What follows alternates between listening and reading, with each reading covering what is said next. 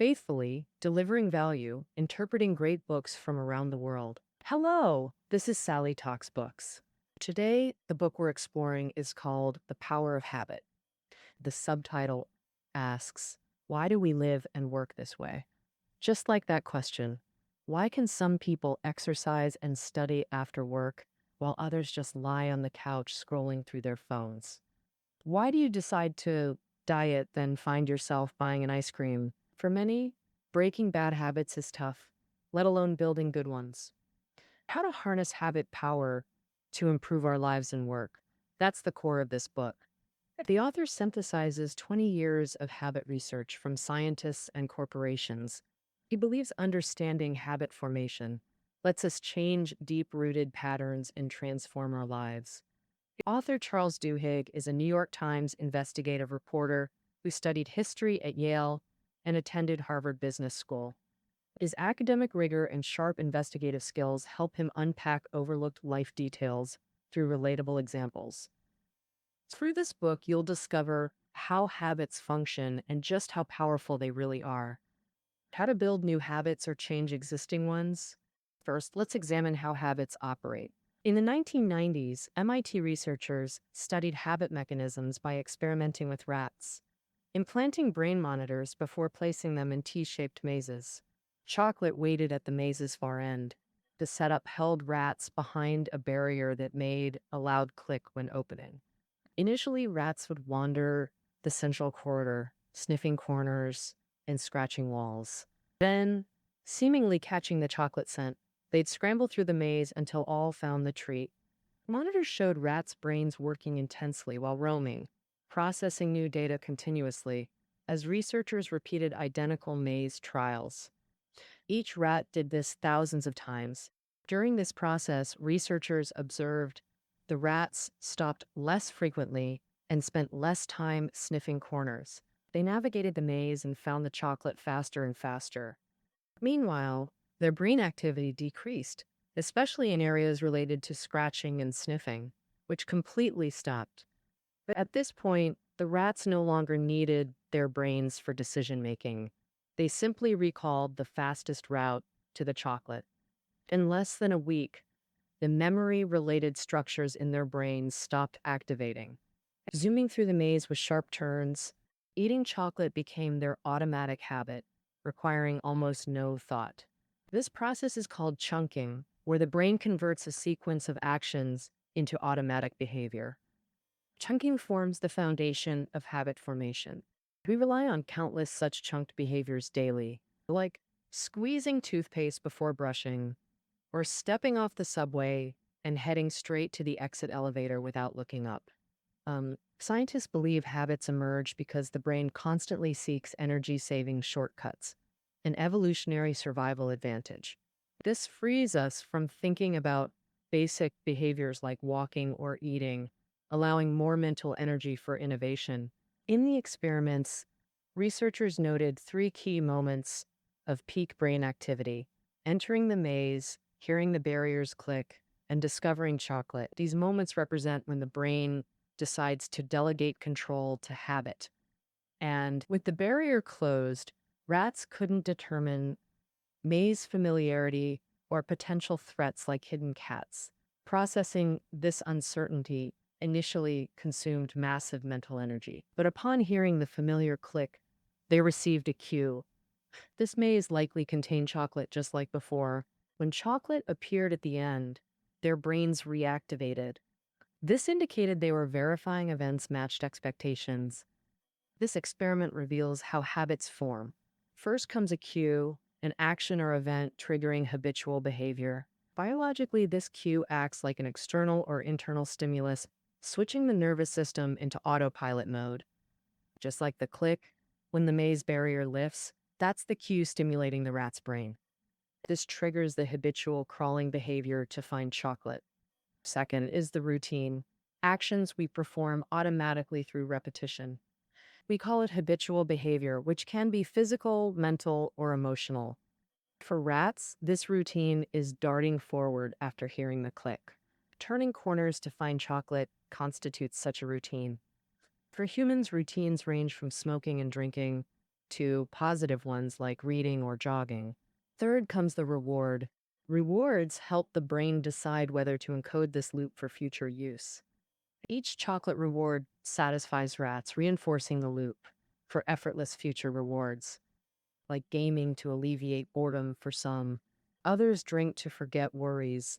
Temporary escape becomes their reward stimulus. They memorize the entire loop. Boredom, then gaming or drinking, then satisfaction. Gradually, this cue routine reward loop repeats, becoming automatic. Thus, a habit solidifies. Take habitual snoozers. They automatically silence alarms and resume sleep.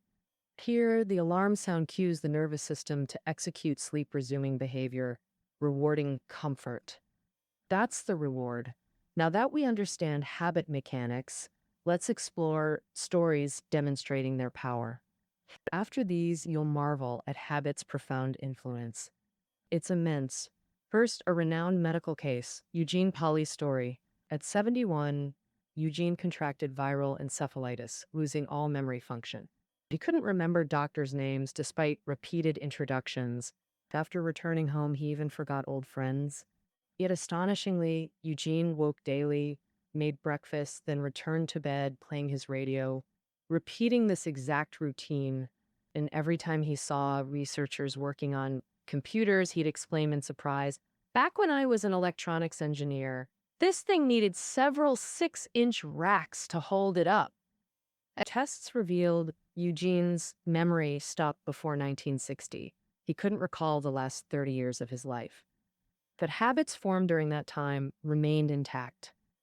Once researchers asked Eugene to sketch his home's layout, he couldn't recall or draw it. They asked him, "Then how do you find the bathroom and kitchen every morning?" Eugene said he truly didn't know, yet he always located them precisely. He could even walk around town solo, as long as landmarks like oil drums or street signs remained unchanged. This is habit's power, letting Eugene live normally despite amnesia. This case shows habits never vanish. They're embedded in the brain's structure, reappearing with the right cues and rewards. Once you develop habits like staying home instead of running or snacking whenever you see treats, these patterns stay in your brain forever. But this trait also has benefits. For example, once you learn to ride a bike, you'll still know how even after decades. Now, our second story about keystone habits. What are keystone habits? They're habits that decisively influence other habits' formation and change. Keystone habits seem minor but create ripple effects altering everything. Alcoa was one of the world's largest aluminum companies with stellar profits. But since 1986, management blunders cost them customers and profits to rivals. At this critical moment, new CEO Paul O'Neill took charge. To reverse their fate, he introduced one small, measurable goal for everyone: reduce Alcoa's injury rate to zero at all costs. O'Neill mandated reporting injuries within 24 hours with solutions to prevent recurrence. Subordinates who achieve this get promoted. Those who fail get demoted. For all 13 years from his appointment to retirement, O'Neill relentlessly pursued zero injury rates. Although this metric seems insignificant compared to sales growth or profit margins, it has core influence. Because to achieve zero injury rates and report incidents to executives within 24 hours, they had to go deep into the front lines and simplify the cumbersome management structure. This allowed accident reports to quickly move up through management layers to O'Neill. Thus, the company's structure was adjusted to become flatter, and executives' management skills fundamentally changed. Then, unexpected results occurred. As injury rates continuously dropped, employee satisfaction and morale rose, and sales revenue and profits followed. O'Neill made zero injury rates a keystone habit for all Alcoa employees, accelerating the formation of other good habits and revitalizing the entire company's behavior patterns. Another example, over the past decade, researchers studied exercise's impact on daily behaviors, finding that when people developed exercise habits, even weekly workouts, it unconsciously changes other related behavior patterns. Exercisers eat more heartily, work more efficiently, and relatively less. They smoke less, are more patient with family and friends, use credit cards less, and experience less stress. I, so, next we'll discuss how to form new habits or change old ones, starting with a story about shaping a new habit. In the early 19th century, as the economy improved, wealthy Americans began buying large amounts of high sugar refined foods, causing national oral health to plummet. Even during U.S. military drafts, many recruits had cavities. Despite this, Americans still didn't like brushing their teeth until a toothpaste called Pepsodent appeared. Actually, before Pepsodent, there were many toothpaste products in the US, but none succeeded. Under advertiser Hopkins' campaign, within just 10 years, Pepsodent not only got 65% of Americans to form toothbrushing habits, dominated as the top selling toothpaste for over 30 years, but also became one of the world's best selling products exported globally. Hopkins believed that to sell Pepsodent, there had to be a cue to make Americans habitually brush their teeth. He studied dental books and, upon seeing dental plaque, conceived an idea, rebranding it as membrane using the character for brine, marketing the toothpaste as a beauty creator that removes this membrane, then turning membrane into a brushing cue, a habit trigger through advertising. Hopkins designed ads and plastered these flyers across streets. Let's read one ad excerpt. Just run your tongue over your teeth. You'll feel a membrane layer discoloring them and causing cavities. Typically, readers would instinctively tongue probe their teeth upon this suggestion, detecting the membrane. Um, as planned, Pepsodent's reward proved even more enticing. Notice this other Pepsodent ad copy? Notice how many around you have perfect teeth? Millions use this new dental method. What woman wants dull membrane on her teeth? Pepsodent banishes membrane. After all, who doesn't want to be radiant with a beautiful smile, especially when achieving this just takes brushing with Pepsodent? In his autobiography, Hopkins wrote his success stemmed from creating marketing rules for new habits. First, find a simple, obvious cue, like membrane. Second, clearly articulate the rewards. These two rules, like removing membrane, revolutionized advertising, becoming textbook marketing exemplars for over 2 centuries. But these alone weren't enough. Habit creation required a third rule, instilling craving. Pepsodent's formula contains citric acid, mint oil, and other chemicals. Manufacturers aimed for fresher taste, but accidentally created an unexpected effect, a cool, tingling sensation on users' tongues and gums. After Pepsodent dominated the market, competitors swiftly studied its success.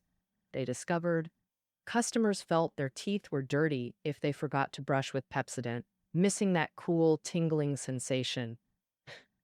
They believed only this sensation confirmed their mouths were clean, meaning customers daily craved Pepsodent's tingling sensation.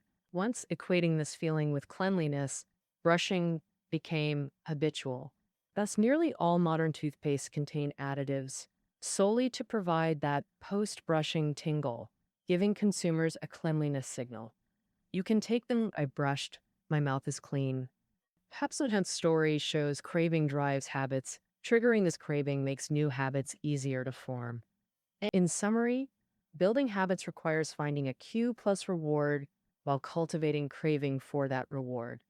Another example, to build exercise habits, choose a cue, like seeing your window upon waking, triggers putting on running shoes. Then pick a reward, like achieving your ideal physique.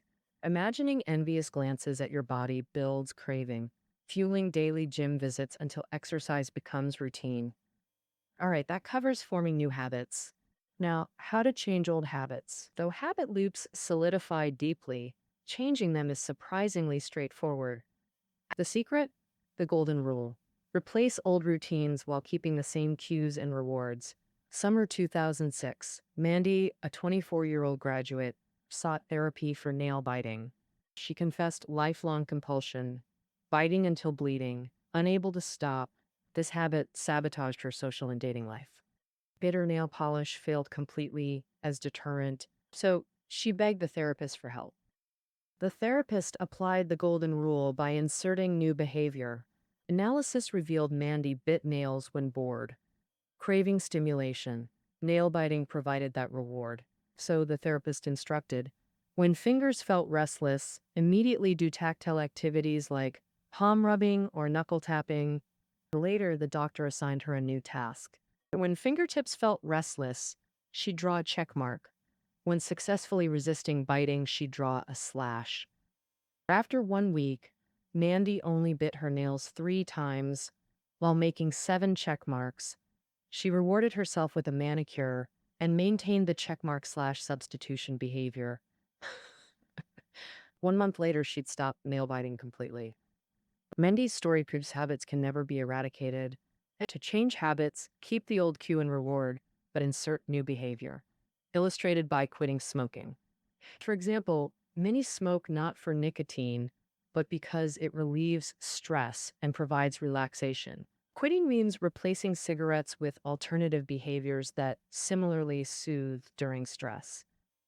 This could be confiding in someone or exercising. Any action delivering the same reward succeeds. When old habits prove stubborn, another element becomes essential. Belief, faith you can change, where groups become powerful support systems. Alone, you might doubt your ability to change. But together, groups encourage each other and build collective belief.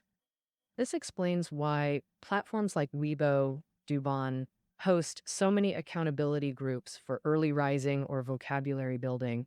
We've covered principles, now how to implement them. The author provides a practical guide. First, identify habitual behavior. He shares his own habit, visiting cafes during writing breaks to buy chocolate chip cookies, a habit that made him gain 8 pounds. To quit, he covered his computer with reminder notes, all ineffective. So he began analyzing his habit scientifically. First step, define the behavior.